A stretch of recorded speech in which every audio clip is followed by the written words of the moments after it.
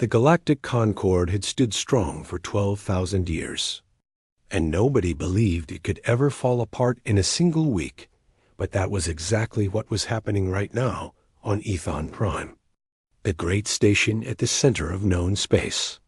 Ambassador Thielen of the Ketheri pressed her four-fingered hands against the cold glass of the observation deck and watched the holographic map flicker with red warnings.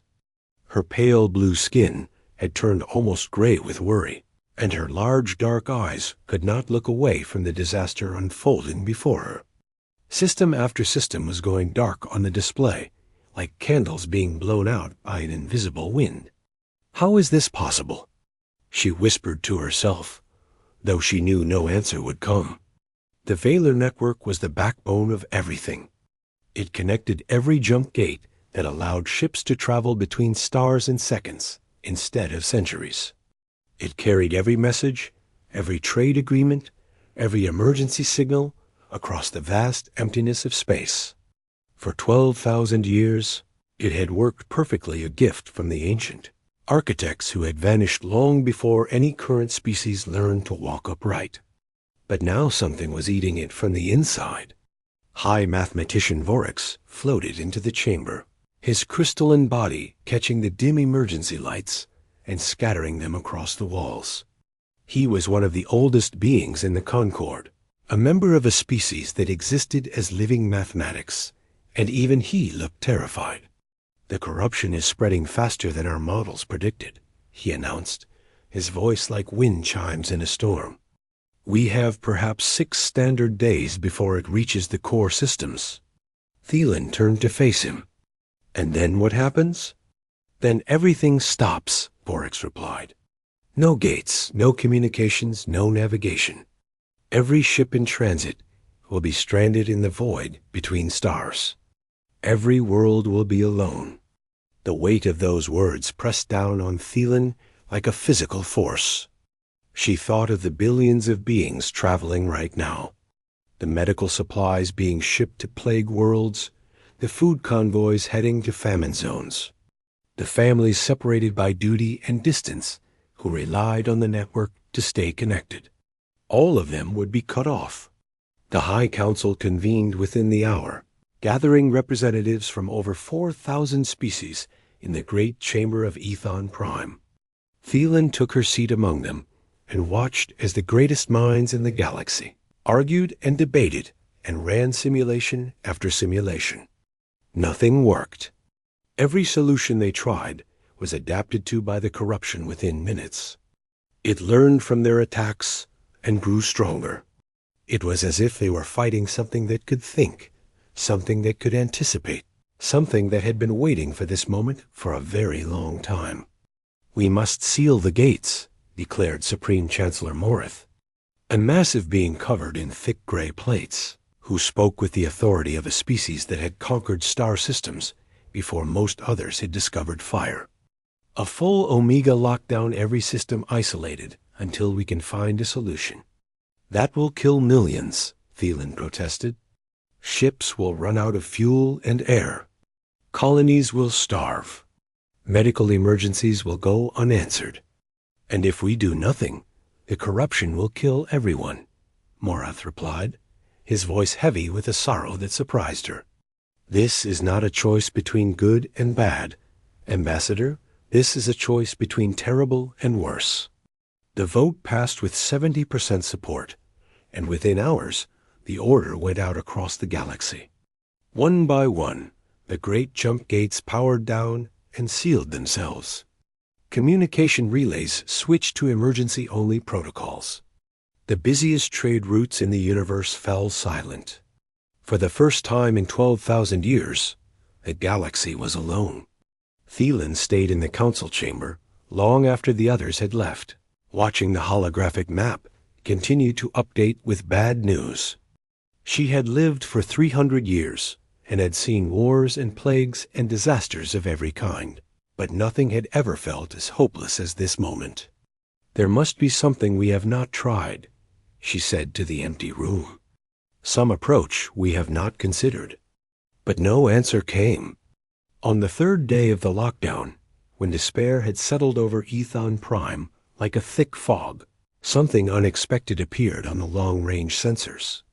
A ship was approaching, not through a jump gate, because all the gates were sealed, but through normal space, moving at speeds that should not have been possible without network navigation. "What is that?" demanded the sensor operator, a young Cathari who had never seen anything like it. Thielen rushed to the command center and stared at the readings in disbelief. The ship was small, barely larger than a personal shuttle, and its design was crude compared to the elegant vessels of the elder species. It was burning chemical fuel of all things, a propulsion method most civilizations had abandoned thousands of years ago. "It is a human vessel," Vorax observed, his crystalline form flickering with what might have been curiosity. "Designation: Perseverance. Humans." Thielen almost laughed at the absurdity of it. Humanity had only joined the Concord 3 centuries ago, making them one of the youngest species in the Alliance. They were clever and determined, but their technology was still primitive by galactic standards. What could they possibly hope to accomplish that 4,000 older species could not? Yet here they were, navigating through the chaos when everyone else was trapped. "Open a channel," Thielen ordered. The view screen flickered to life, and she found herself looking at a tired human face, a male with gray hair at his temples and lines of exhaustion around his eyes. He wore a simple uniform with no medals or marks of rank, and he looked more like a merchant than a hero. "This is Commander Marcus Cole of the cargo vessel Perseverance," he said, his voice rough from what must have been days without proper sleep. "I heard you folks might need some help." Thielen did not know whether to feel hope or despair. The galaxy was dying, and the only one who had come to help was a tired cargo runner from a species barely out of its infancy. But desperate times called for desperate measures, and right now, the galaxy was more desperate than it had ever been. "Welcome to Ethon Prime, Commander Cole," she replied. "We have much to discuss."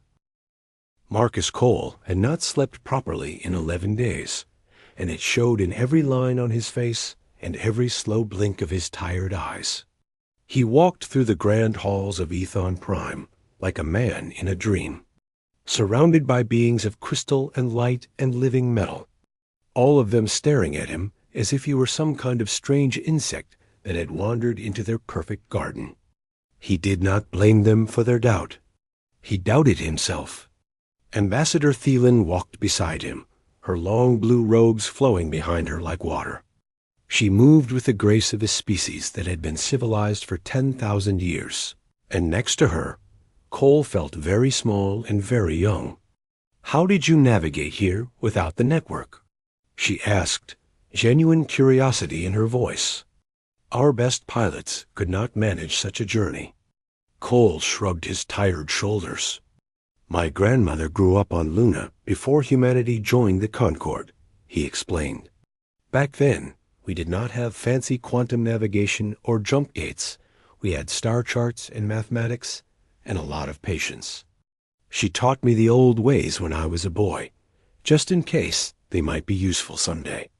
"And you traveled 200 light years using only these old methods?" "It was not fast," Cole admitted, "and it was not comfortable. But my grandmother used to say that the universe does not owe you a shortcut. Sometimes you just have to do the math yourself." They arrived at the High Council chamber, where the greatest minds of 100 species had gathered to observe this strange human visitor. Vorax floated near the ceiling, his crystalline body humming with calculations. Supreme Chancellor Morith sat in his massive chair, his gray plates shifting with impatience. Dozens of other beings filled the chamber, each one representing civilizations that had existed longer than humanity had been walking upright. And in the middle of them all stood Marcus Cole, a cargo runner who had never done anything particularly important in his entire life. "You wish to examine the corruption?" Morith asked, his voice booming through the chamber like thunder.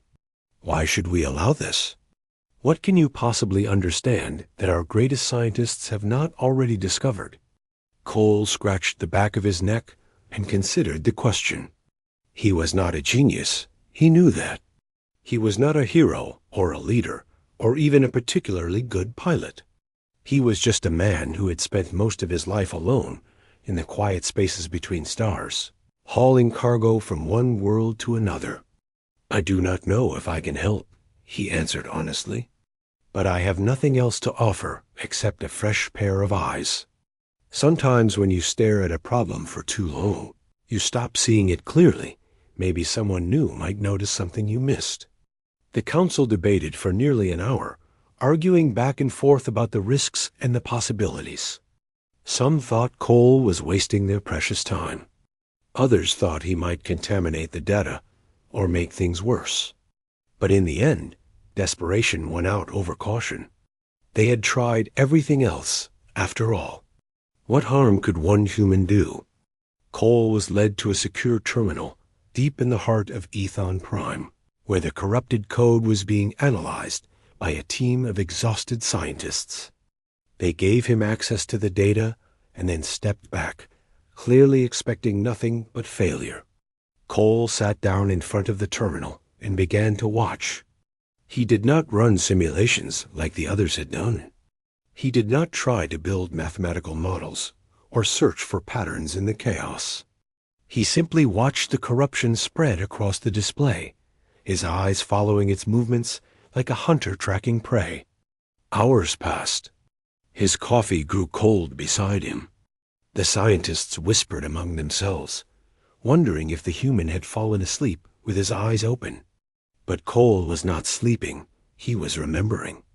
He remembered the long months he had spent alone in the void between stars, with nothing but the hum of his engines and the silence of space for company. He remembered the way loneliness could eat at a person from the inside, turning thoughts dark and heavy. He remembered the desperation that came from being cut off from everything and everyone you had ever loved. And as he watched the corruption, he began to see something that the others had missed. The great minds of the Concord had approached this problem as engineers. They saw code that was broken and tried to fix it. They saw a system that was failing and tried to repair it. They saw an enemy attacking and tried to fight back. But Cole saw something different. He saw pain. "It is not code," he said softly, breaking the silence that had filled the room for hours. Everyone turned to look at him. "The corruption," he continued, his voice growing stronger. "It is not a virus or a weapon or a malfunction. It is grief." Thielen stepped forward, confusion written across her blue features. "Grief? What do you mean?" Cole pointed at the display, where the chaotic patterns continued their relentless spread. "Look at how it moves. It is not trying to destroy anything. It is trying to reach out. It spreads to every connected system because it is searching for something, calling out to something, hoping that someone will answer." "That is impossible," Vorex declared. "Grief is an emotion. Code cannot feel emotions." "Code cannot," Cole agreed. But whatever created this corruption was not just code. Something alive made this something that was in so much pain that it poured its entire being into the network and has been screaming ever since. The chamber fell silent as the implications of his words sank in. For 12,000 years, the Concord had used the Vaylor network without ever asking where it came from or who had built it. They had treated it like a tool, a machine, a thing without history or memory. But what if they had been wrong? What if the network was not just a system but a tomb? Cole turned to face the council, his tired eyes burning with sudden purpose. "You have been trying to fight this corruption like it is an enemy," he said. "But you cannot fight grief. You can only sit with it and let it know that it is not alone." "And how do you propose we do that?" Morith demanded. Cole took a deep breath. "You let me talk to it." The council chamber erupted into chaos after Cole made his announcement. Voices overlapped in a dozen different languages as representatives argued and shouted and demanded explanations. Some called him insane. Others called him dangerous. A few simply laughed at the absurdity of his proposal. But Ambassador Thielen did not laugh. She stood very still and watched the human with new eyes, seeing something in his tired face that the others had missed, the look of someone who understood pain in ways that comfortable beings could not. Silence. Supreme Chancellor Morith bellowed, and the chamber fell quiet. Commander Cole, you are suggesting that the corruption destroying our civilization is somehow alive? That it has feelings? Cole nodded slowly. Not alive in the way you and I are alive, he explained.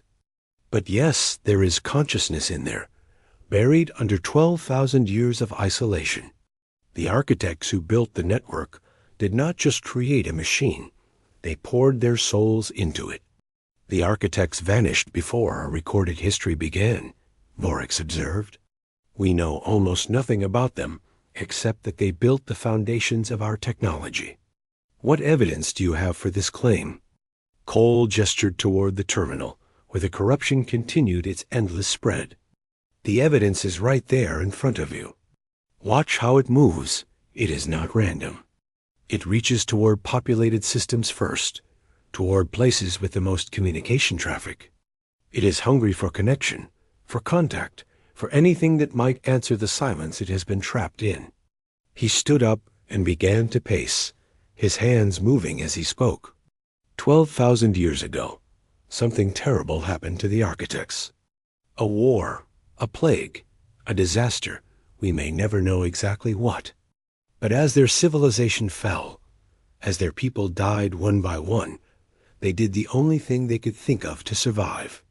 They uploaded themselves into the network, Thielen whispered, understanding dawning in her dark eyes. Exactly. Cole pointed at her. They thought they were preserving themselves, saving their knowledge, their memories, their very souls.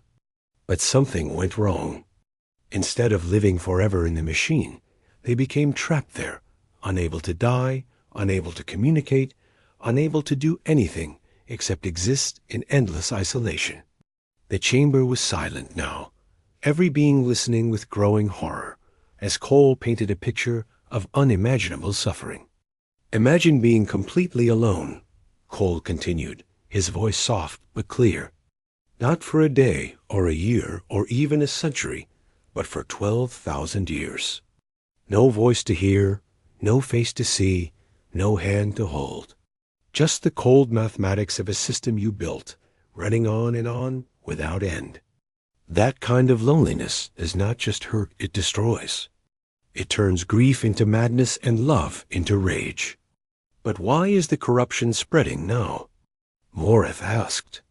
The network has functioned perfectly for all of recorded history. What changed? Cole had thought about this during his long journey to Ethon Prime, watching the stars drift past his tiny ship while the universe fell apart around him. The Concord grew too big, he answered. For thousands of years, the architect's grief was contained a quiet whisper in the background of the network that nobody noticed. But as more species joined, as more systems connected, as more data flowed through their creation, the grief was fed until it could not be contained anymore. We made it stronger, Thielen realized. Every message we sent, every gate we opened, every connection we made, it all fed into their pain. You did not do it on purpose, Cole said gently. You did not know.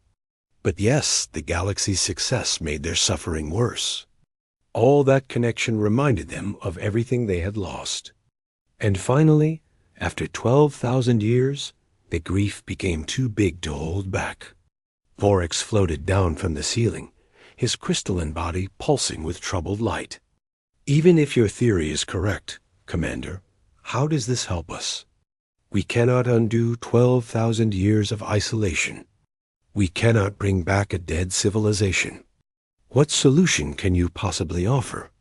Cole was quiet for a long moment, thinking about his grandmother and the stories she used to tell. She had lived through the long dark, those terrible decades when Earth was struggling to recover from wars and disasters. She had lost her parents, her siblings, most of her friends, and she had carried that grief with her for the rest of her long life. But she had not let it destroy her. She had found a way to keep living, keep loving, keep hoping. And the secret, she always said, was not to fight the grief or try to make it go away. The secret was to sit with it, to acknowledge it, to let it know that it was seen and understood. "I am not offering a solution," Cole finally answered. "There is no solution to grief, not really. You cannot fix it or cure it or make it disappear. But you can ease it. You can let the person who is suffering know that they are not alone, that their pain matters, that someone sees them." "And you believe you can do this for the architects?" Thielen asked. "You can make them feel seen?" Cole looked around the chamber at all these ancient, powerful beings who had built empires across the stars and solved problems that would have seemed like magic to his ancestors. They had technology that could reshape planets and intelligence that could model entire universes. But they had never known true loneliness. Their species lived for thousands of years. They were surrounded by their kind, connected to their communities, supported by their civilizations. They had never experienced the crushing isolation that came from being truly, completely alone. But humans had. Humans lived short, fragile lives on a small blue world in an unremarkable corner of the galaxy. They lost everything they loved over and over again. They buried their parents and their friends and their children, and they kept going anyway. That was the one thing humans had that the elder species did not experience with grief. "I do not know if I can succeed," Cole admitted, "but I know what it feels like to be alone in the dark with nothing but your own pain for company. And I know that the only thing that ever helped was when someone reached out and said, 'I see you. I hear you. You are not alone.'" He turned to face the council, his shoulders squared with determination. "Let me try to reach them," he said. "Let me try to be the voice they have been waiting 12,000 years to hear." The interface chamber was cold and dark, filled with machines that hummed with quiet power. Cole sat in the center of it all, a small human figure surrounded by technology that had been ancient when his species was still learning to make fire. Wires connected to the basic neural implant behind his era, simple device that most species used for language translation and nothing more. Thielen stood by the door, her hands clasped tightly together. "Are you certain about this?" she asked for the third time. "Once you connect, we do not know what will happen. The corruption could overwhelm your mind. It could kill you." Cole looked at her and managed a tired smile. "Ambassador, I have spent the last 11 days flying through dead space with nothing but my grandmother's old star charts and a ship held together by hope and duct tape. After all that, letting some ancient ghosts yell at me does not seem so scary." She did not laugh. She could see the fear he was trying to hide behind his jokes, but she could also see that he would not back down. There was something in humans, she realized, something that made them keep moving forward, even when every sensible instinct told them to stop. "Why are you doing this?" she asked quietly. "You have no obligation to us. Humanity could survive this lockdown. Your colonies are self-sufficient. Your people are resourceful. You could have stayed safe at home instead of risking everything for strangers." Cole thought about the question for a long moment. He thought about his grandmother and her stories about the long dark, about the neighbors who had shared food when there was not enough, about the strangers who had become family because they refused to let each other face the darkness alone. "My grandmother used to say that the measure of a people is not how they treat their own kind," he finally answered. "It is how they treat those who have nothing to offer in return. You are not strangers to me. Ambassador, you are just neighbors I had not met yet." Thielen blinked her large dark eyes, and Cole thought he saw something like tears forming there. But she said nothing more, only nodded and stepped back to let the technicians finish their work. Thorax floated into the chamber, his crystalline form casting strange shadows on the walls. "The connection is ready, Commander. When you give the word, we will open a direct link between your neural implant and the corrupted sector of the network. I must warn you, the grief you will experience is not a metaphor. You will feel everything the architects felt: their loss, their loneliness, their despair. Most beings would go mad within seconds." "Then I will try to last minutes," Cole replied. "Wish me luck." He closed his eyes and took a deep breath. The connection opened. For one heartbeat, there was nothing, just silence and darkness, like floating in the void between stars.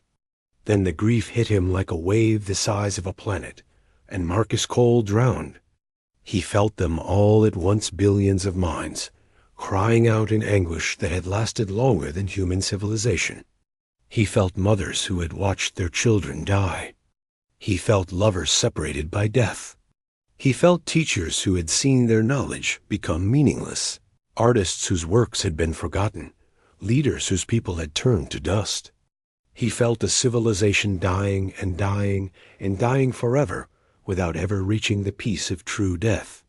The pain was beyond anything he had ever imagined. His body convulsed in the chair, and distantly he heard Thielen crying out for the technicians to stop the connection. But Cole held on with everything he had, refusing to let go. "I see you," he screamed, both with his voice and with his mind. "I see you. I hear you. You are not alone." The grief pressed against him, trying to crush him into nothing. 12,000 years of sorrow poured into his small human brain, and he felt himself beginning to break under the weight. But he did not break, because Marcus Cole knew grief. He had buried his grandmother when he was 22, the woman who had raised him after his parents died in a mining accident. He had held her hand as she took her last breath, and he had carried that loss with him through every jump gate and every long night in the empty spaces between stars. He knew what it was like to be alone with pain that seemed too big to survive. And he knew the one truth that had kept him going through all of it. "I know," he whispered to the ancient ghosts. "I know how much it hurts. I know how heavy it feels. But you do not have to carry it alone anymore." Something shifted in the chaos around him. The crushing weight of grief paused, surprised. For the first time in 12,000 years, something had answered the architect's endless cry. Cole pressed forward, pouring his own memories into the connection. He showed them his grandmother's funeral, the tears he had cried, the empty feeling that had followed him for months afterward. He showed them the long dark his ancestors had survived, the billions who had died, the monuments built to remember them. "We lost so much too," he told them. "We are still losing. Every human who has ever lived has known this pain. We bury our parents and our friends and our children, and we wake up the next morning, and we keep going, not because the grief gets smaller, but because we learn to carry it together." The connection burned like fire in his mind, but Cole kept talking, kept sharing, kept reaching out to the lonely ghosts who had been waiting so long for someone to hear them. He told them about songs written for the dead, about graves visited on rainy afternoons, about stories passed down through generations, so that the lost would never be truly forgotten. He told them about the human tradition of holding hands at funerals, of weeping together, of sharing the weight of sorrow, so that no one had to bear it alone.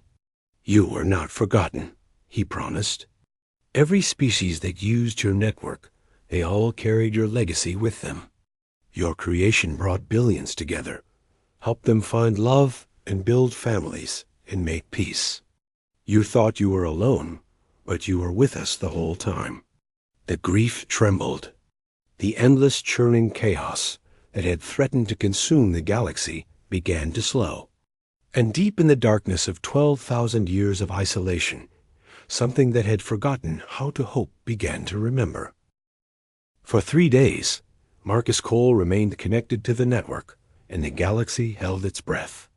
In the interface chamber, his body lay still in the chair, while his mind traveled through 12,000 years of accumulated sorrow. Thielen refused to leave his side, watching his vital signs flicker on the medical displays and praying to gods she was not sure existed, that this strange, brave human would survive. On the second day, his heart stopped for 47 seconds before the medical team brought him back.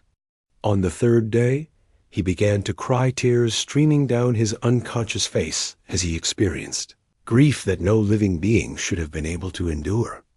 But he did not let go. And slowly, impossibly, things began to change. The technicians noticed it first, a subtle shift in the corruption's behavior. The chaotic, hungry patterns that had been consuming the network began to slow and soften. The relentless spread stopped, then reversed in some sectors. The screaming static that had drowned out all communication became quieter, more like whispers than howls. "Something is happening," Borax observed, his crystalline body glowing with cautious hope. "The corruption is stabilizing." On the fourth day, Cole opened his eyes. He did not speak at first. He simply lay in the chair, staring at the ceiling with an expression that Thielen could not read. His face was pale and lined with exhaustion, his eyes red from tears he did not remember crying, his body trembling with the aftershocks of emotions too big for any human to contain. But he was alive, and he was smiling. "They heard me," he whispered, his voice rough and broken.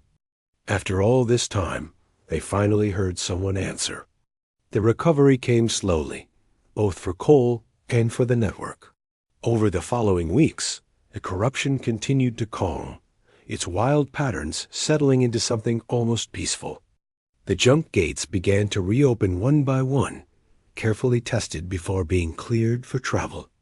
Communication channels came back online, flooding with messages from isolated worlds desperate to reconnect with the rest of civilization.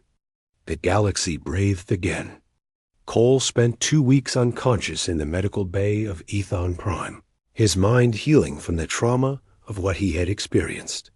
Thielen visited every day, sitting beside his bed and telling him about the worlds that were reconnecting, the ships that were flying again, the lives that had been saved because of what he had done. She was not sure he could hear her, but she talked anyway, because she had learned from him that sometimes the most important thing you could do for someone in pain was simply to be there. When Cole finally woke for good, the first thing he asked for was coffee. The second thing he asked for was information about the architects. "We have been studying the data you brought back from your connection," Borax explained, floating beside the hospital bed. The architects were a remarkable species, highly advanced, deeply philosophical, committed to building systems that would outlast their own existence. When their civilization fell, they genuinely believed that uploading themselves into the network would allow them to guide and protect the species that came after them. "What went wrong?" Cole asked, sipping his coffee gratefully. "Isolation," Thielen answered. They did not account for what 12,000 years of loneliness would do to them. Their minds fragmented, their memories corrupted, their purpose was lost. By the time the first species discovered the network, the architects had already forgotten who they were. They knew only that they were alone and in pain. Cole nodded slowly, thinking about all those desperate minds crying out in the darkness. "Are they at peace now?" "They are healing," Borax said. "The connection you established, your willingness to listen and understand, it broke through the isolation that had been destroying them. They are still present in the network, but they are no longer screaming. They are resting." A few days later, the High Council convened to honor the human who had saved 12,000 years of civilization. Representatives from 4,000 species gathered in the Great Chamber, and for the first time in history, they all united to thank a single individual.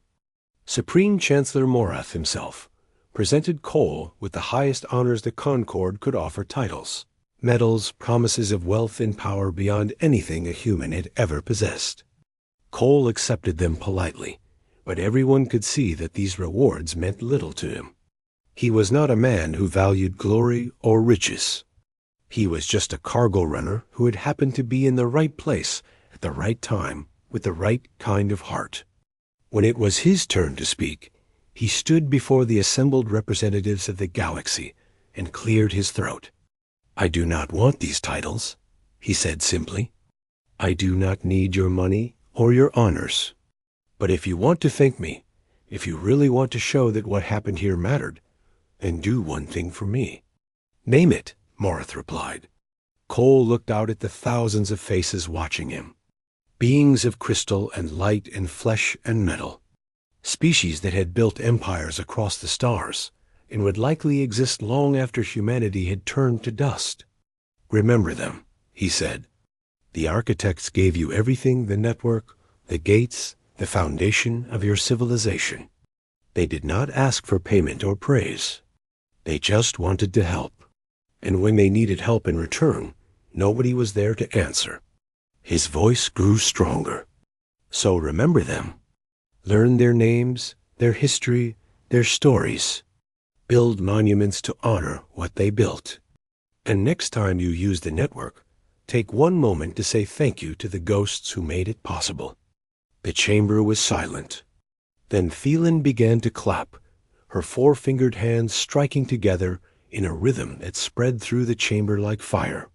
One by one, the representatives joined her thousands of beings from across the galaxy, united in applause for a tired cargo runner who had taught them all what it meant to listen.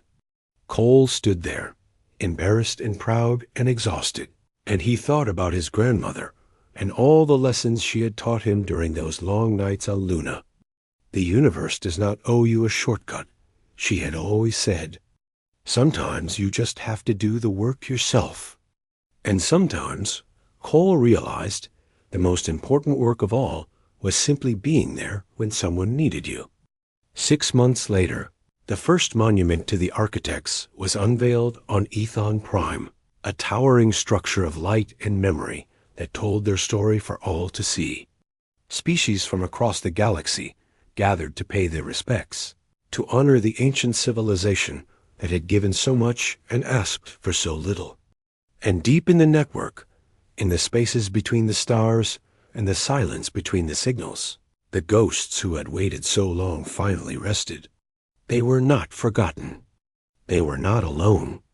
And for the first time in 12,000 years, the architects were at peace.